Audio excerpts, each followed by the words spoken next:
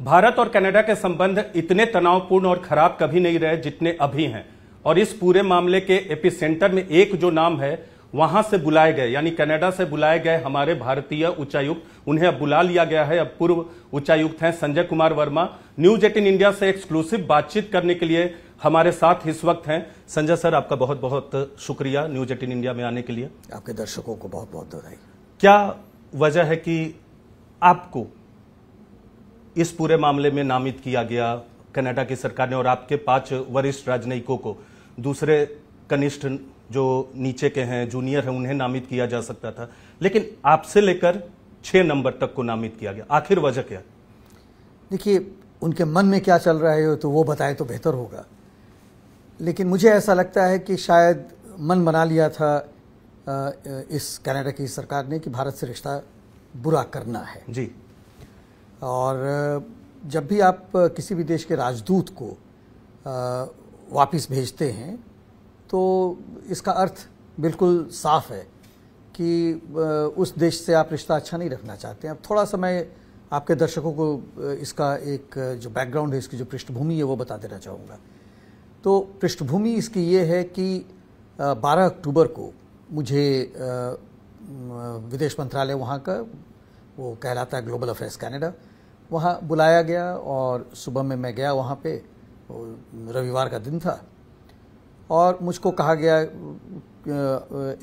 कि आप person of interest हैं जी, और आप अपने देश से कहें कि आपकी जो डिप्लोमेटिक इम्यूनिटी है, आपका जो राजनयिक इम्यूनिटी है, उसे वो हटाएं ताकि आपसे हम लोग पूछताछ कर सकें। और निज्जर एक बड़ा वो क्रिमिनल और टेररिस्ट आतंकवादी वहाँ का कि उसकी हत्या हुई है, उसके कारण मैं आप लोगों से पूछताछ करनी है। तो मैंने वहाँ से दिल्ली को बताया कि ऐसे ऐसी बात हुई है जी। और फिर दिल्ली में विदेश मंत्रालय के जो वरिष्ठतम पदाधिकारी हैं, जो कनाडा जिनके चार्ज में है, उन्होंने यहाँ पर कनाडा के एक्टिंग हाई कमिश्नर को बुलाया और बुला के उन्होंने कहा कि देखिए, ये जो है ये ट्रस्ट को हटा देता है।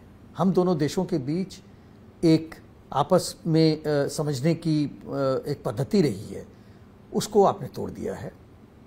और चूंकि ट्रस्ट ही टूट गया, अब जब विश्वास ही टूट गया, तो फिर हम अपने राजनयिकों को, जो 6 को आपने नामित किया है अपने उच्चायुक्त के साथ, उन्हें वापस बुला रहे हैं। तो ये कहा गया, वापस मुझको यहाँ आना था, मुझको भी फ़ोन पे खबर कर दी गई कि आपको वापस आना है।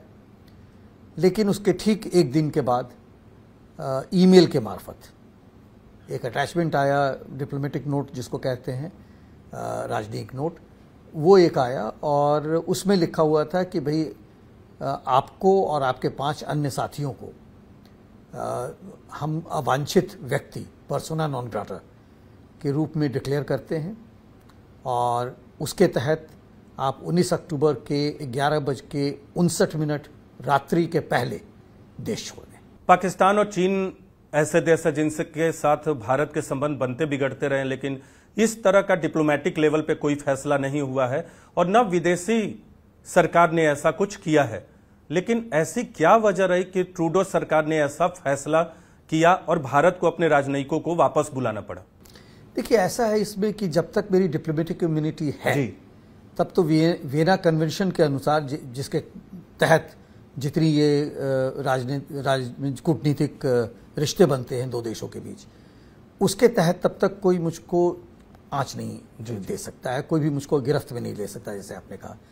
लेकिन एक बार अगर वो जो भी डेडलाइन दिया गया है, जो एक समय सीमा दी गई है, वो समय सीमा अगर खत्म हो जाती है, तब तो उस देश का कानून कुछ भी कर सकता है। उस घटना के बारे में जानना चाहूंगा जब आप 2 इंच से तलवार से बचे थे, आपकी जान को खतरा हो गया था और वहां सुरक्षा को लेकर ही भारत सरकार ने आप सभी राजनयिकों को वापस भारत बुलाया है, क्योंकि भारत सरकार को ऐसा लगता है कि आपकी सुरक्षा वहां खतरे में है। तो क्या कुछ हुआ था उसके बारे में थोड़ा बताएंगे, क्योंकि 2 इंच से वरिष्ठ राजनयिक का बचना ऐसे देश में जहां खालिस्तानी अलगाववादियों का खतरा लगातार बना रहता है, इसके पीछे किसे जिम्मेदार मानते हैं? जो वहाँ के संसद में प्रधानमंत्री ट्रूडो ने जब बगैर किसी साक्ष्य के जब अनाउंस कर दिया भारत के बारे में, और तो उसके बाद ये हुआ था, ये घटना उसके बाद हुई। जी जी। मैं एक कनाडा के एक राज्य में था, राज्य का नाम अल्बर्टा है, और वहाँ पे एक पब्लिक इवेंट था। वहाँ अपने भारतीय मूल के काफ़ी लोग थे, 150 से ज़्यादा लोग थे। उसमें बहुत सारे व्यवसायीगण भी थे, तो वो एक तरह की बिजनेस मीटिंग ही थी।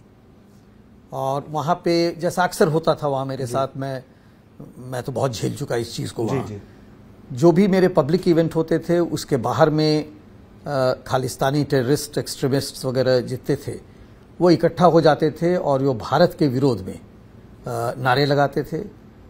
भारत के जो सिंबल्स हैं, अपना तिरंगा है, उसका अपमान करते थे।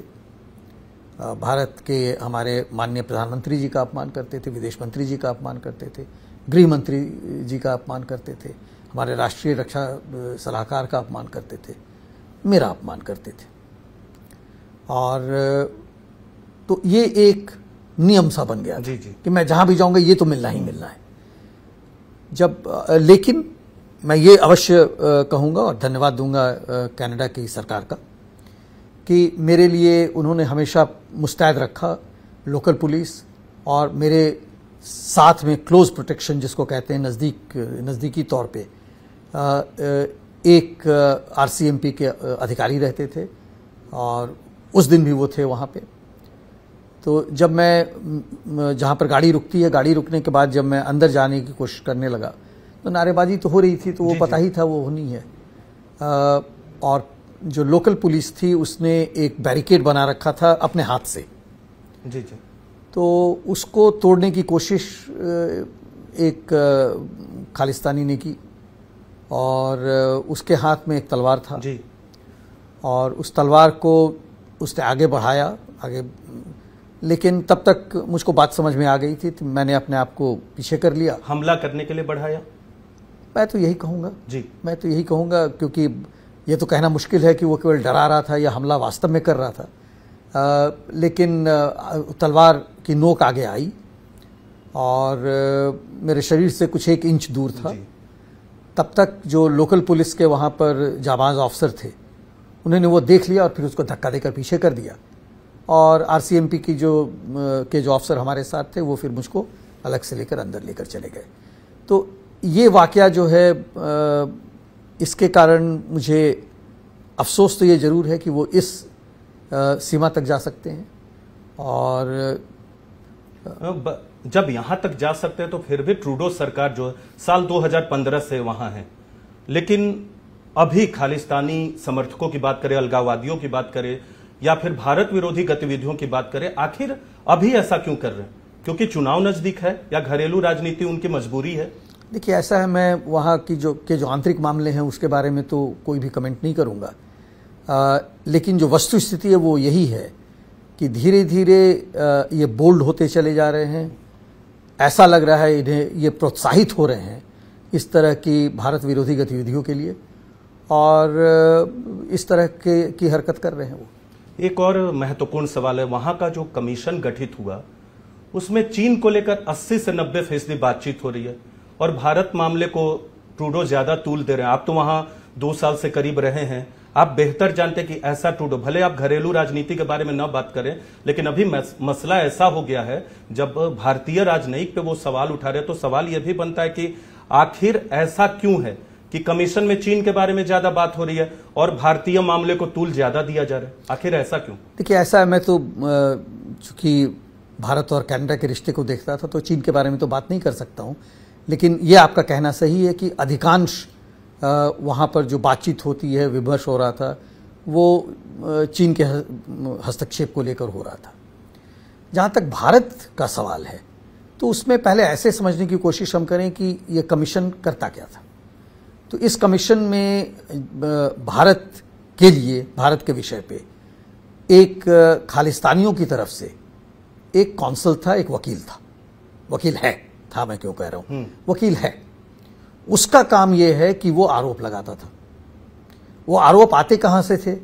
वो आरोप या तो उसके खालिस्तानी मित्र उसको बताते थे या कुछ ऐसे सरकारी दस्तावेज थे जिसके मार्फत वो कहता था।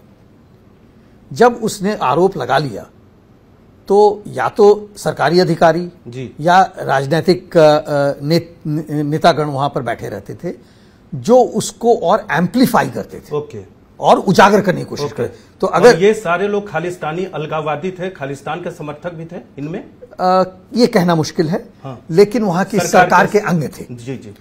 तो एक ने आरोप लगाया, दूसरे ने आरोप को बढ़ा चढ़ा दिया, और जो वहां पर अपने, इसीलिए ट्रूडो बोलते कि हार्ड एविडेंस मेरे पास नहीं है। जी नहीं, इसीलिए वो बोलते हैं सर, उनके पास कोई हार्ड एविडेंस नहीं, और वहीं पर उन्होंने कहा।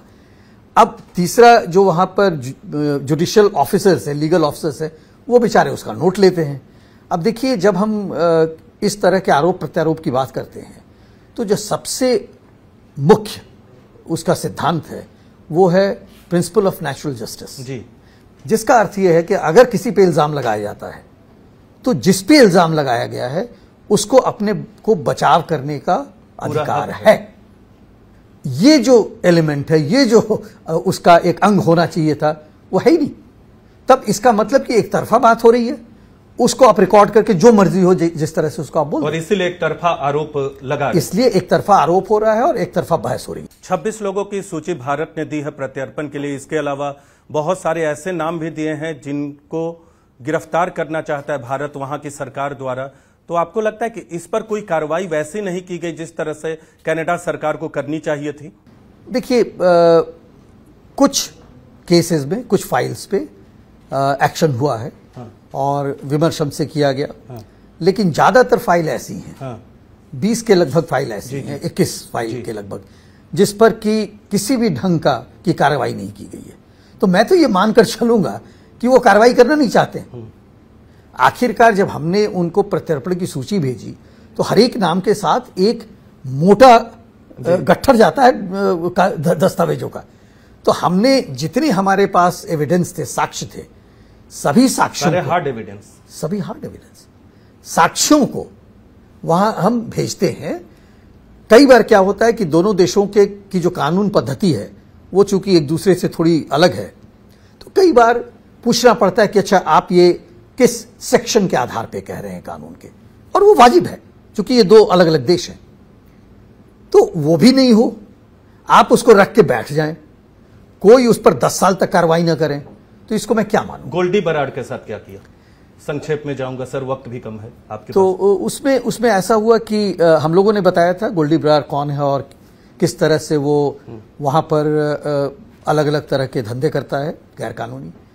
तो वहां पर एक सिविक ऑर्गेनाइजेशन है जिसका नाम है बोलो, BOLO।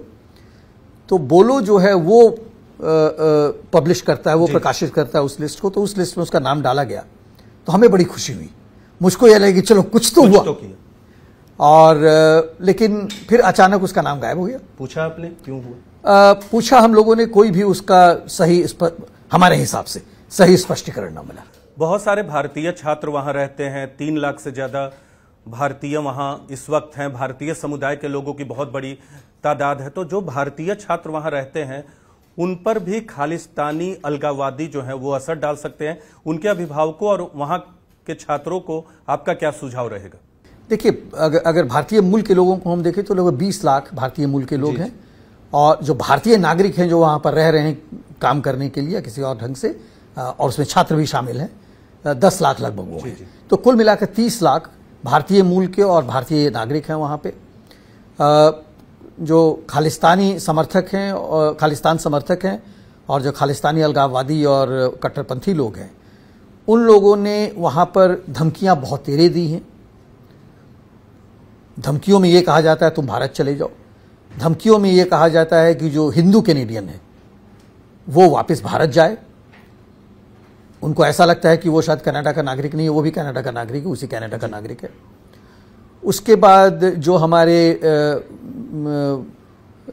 मंदिर हैं उनको वैंडलाइज किया गया, उस पर कुछ कुछ गलत चीजें लिखी जाती हैं, मूर्तियों को। भारतीय छात्र और उनके अभिभावकों के लिए क्या कहेंगे? उनके लिए बहुत सिंपल सा मैसेज है कि जब भी आप वहां भेजते हैं जी, तो आप जानकर भेजें कि वहां पर स्थिति क्या है।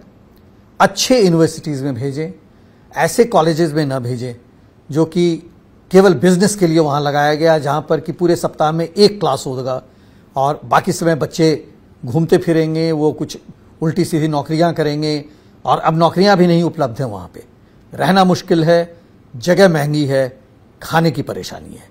इसके कारण वो बच्चे जो चरमपंथी हैं उनके चंगुल में फंस सकते हैं और उन्हें गुमराह किया जा सकता है।